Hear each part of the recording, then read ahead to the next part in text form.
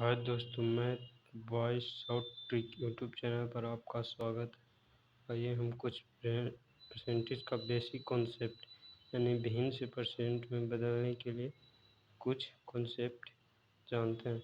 जैसे एक अपने आप में 100% होता है, उसी प्रकार एक बटा दो अपने आप 50% होता है, उसी प्रकार एक बटा तीन 30 एक बटा तीन होता है, उसी प्रकार एक बटा चार 25%, उसी प्रकार एक बटा पाँच 20%, उसी प्रकार एक बटा छः 16.2/3% होता है, उसी प्रकार एक बटा सात 14.2/7% होता है, उसी पूर्णांक एक बटा दो 12% 12.1/2%, उसी प्रकार एक बटा नौ 11.1/9% होता है, उसी प्रकार एक बटा 10% होता है। तो हम किसी भी भिन्न को परसेंट में चेंज करने के लिए उसमें 100 से गुना करते हैं। तो इसमें 100 से गुना करेंगे तो 100% आ जाएगा।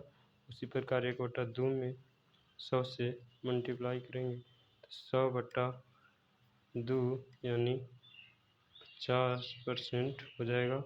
उसी प्रकार एक बटा तीन में 100 से गुना करेंगे तो